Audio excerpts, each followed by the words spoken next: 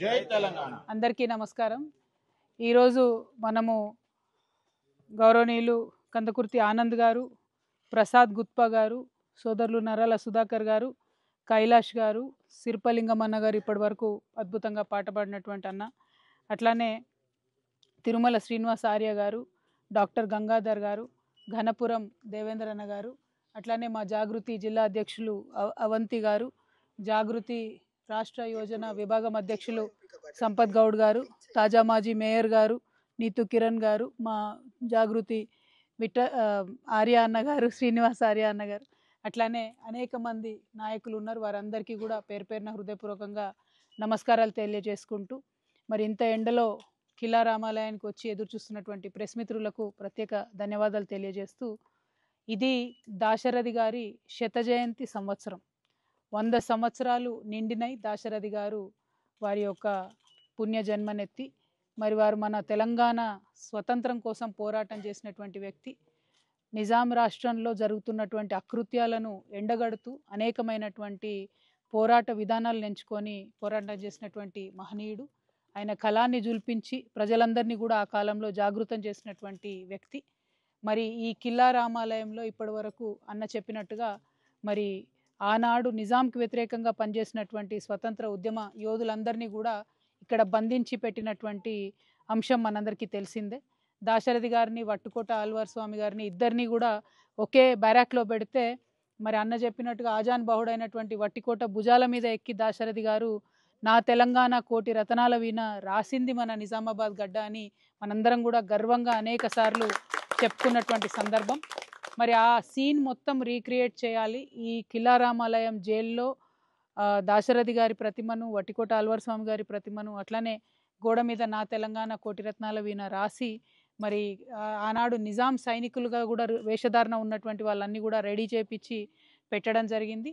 అట్లానే దాశరథి గారి విగ్రహాన్ని కూడా మరి ఇక్కడ ఈ మధ్యలో ఉన్నటువంటి మండపంలో పెట్టి, ఈ ప్రాంగణం అంతా కూడా నిజామాబాద్ జిల్లాలో ఉండేటటువంటి కవిమిత్రులకు, రచయితలకు, అట్లానే తెలంగాణ ఉద్యమకారులందరికీ కూడా ఇది ఒక మంచి స్థానం కావాలి, ఇక్కడ నుంచి చైతన్యం పుట్టాలనేటటువంటి సదుద్దేశంతో కేసీఆర్ గారి ప్రభుత్వం ఉన్నటువంటి సందర్భంలో ఇక్కడ డెవలప్మెంట్ కార్యక్రమాలని చేపట్టడం జరిగింది. పర్సనల్గా ఎమ్మెల్సీగా కూడా నేను నా ఎమ్మెల్సీ ఫండ్స్ నుంచి కూడా ఒక 40 లక్షల రూపాయలు ఇచ్చి ప్రత్యేకించి మొత్తం కూడా ఎక్కడెక్కడైతే లీకేజెస్ ఉన్నాయో వాటిని ఫిక్స్ చేసి చేయడం జరిగింది.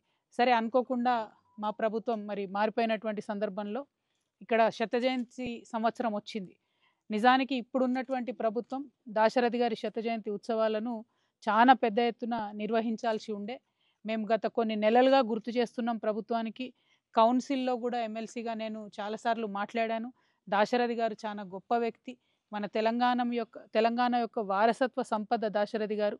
వారిని వదిలేయొద్దు, వారు చేసుకున్నటువంటి, వారు రాసినటువంటి అనేకమైనటువంటి రచనలను గుర్తు చేసుకోవాల్సినటువంటి సందర్భం, వారి పోరాట స్ఫూర్తి గుర్తు చేసుకోవాల్సినటువంటి సందర్భం అని పదే పదే ప్రభుత్వానికి చెప్పినా కూడా దున్నపోతు మీద వానబడ్డట్లు ఉన్నదే ఈ ప్రభుత్వానికి తప్పితే కనీసం తెలంగాణ సోయి అనేటటువంటిది లేదు అన్న విషయం మరొకసారి స్పష్టంగా రుజువైతున్నది.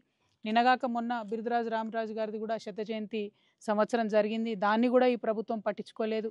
ఇప్పుడు దాశరథి గారి శత జయంతి సంవత్సరం జరుగుతుంది. మరి అనేక సార్లు గుర్తు చేసినా కూడా పట్టించుకుంటలేదు.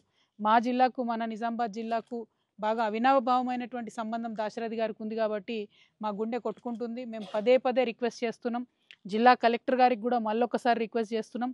జూలై 22వ తారీఖు నాడు దాశరథి గారి జయంతి ఉత్సవాలు ఉంటాయి. కనీసం ఆ రోజన్నా, లేకపోతే ఈ నెల వచ్చే నెల అన్నా కవిమిత్రుల్ని పిలిచి సన్మానం చేస్తారా, లేకపోతే దాశరథి గారి స్పిరిట్ ప్రతిబింబించే విధంగా కార్యక్రమాలు ఎట్లా రూపకల్పన చేస్తారన్నటువంటిది జిల్లా కలెక్టర్ గారు కూడా చాలా సీరియస్గా తీసుకోవాల్సిందిగా ఈ సందర్భంగా మేము విజ్ఞప్తి చేస్తూ ఉన్నాం. మేము ప్రభుత్వాన్ని డిమాండ్ చేస్తూ ఉన్నాం. దాశరథి గారు మన తెలంగాణ మట్టిలో పుట్టినటువంటి మాణిక్యం. ఆయన అనేకమైనటువంటి సినిమా పాటలు కూడా రాసిండ్రు, స్వతంత్ర ఉద్యమంలో కూడా పాల్గొన్నారు.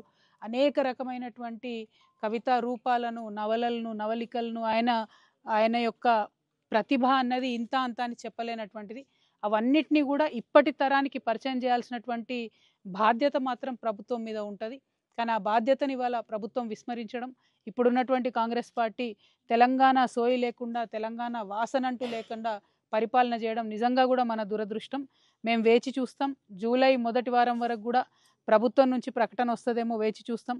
ఒకవేళ ప్రభుత్వం నుంచి ఎటువంటి కార్యక్రమాలు చేయకపోతే తెలంగాణ జాగృతి ఆధ్వర్యంలో జూలై 21, 22వ తారీఖు నాడు అత్యంత ఘనంగా ఇదే కిల్లా రామాలయంలో మా నిజామాబాద్ కవిమిత్రులే కాదు తెలంగాణ వ్యాప్తంగా ఉన్నటువంటి రచయితలు, కవులు, ఉద్యమకారులు అందరినీ కూడా పిలుచుకొని పెద్ద ఎత్తున వేలాది మందితోని ఘనంగా దాశరథి గారి శత జయంతి ఉత్సవాలను నిర్వహించేటటువంటి బాధ్యత తెలంగాణ జాగృతి తీసుకుంటుంది. కానీ నిజంగా కూడా కోరుకుంటున్న ఒక తెలంగాణ బిడ్డగా ప్రభుత్వం స్పందించాలి. శంఖంలో పోస్తేనే తీర్థమవుతుంది, ప్రభుత్వం గౌరవిస్తేనే బాగుంటుంది. శత జయంతి సంవత్సరం దాశరథి గారిని విస్మరించి చరిత్రహీనులుగా మిగలవద్దని చెప్పి నేను ఈ ప్రభుత్వానికి హెచ్చరిక చేస్తూ ఉన్నాను. మరి వారు ఆ పని చేయకపోతే మాత్రం ఇదే నిజామాబాద్లో ఇదే కిల్లా రామాలయంలో అంగరంగ వైభవంగా దాశరథి గారి జయంతిని మరి మేమందరం కూడా కలిసి నిర్వహించుకుంటాం.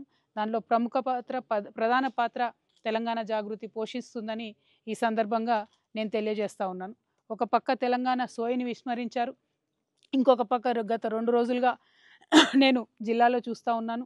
అనేక చోట్ల వడ్లు ఇంకా కూడా కొనుగోలు చేయనటువంటి పరిస్థితి కనబడుతున్నది. రేషన్ షాపులలో 2-3 నెలలైనా కూడా రేషన్ ఇవ్వనటువంటి పరిస్థితి కనబడుతున్నది.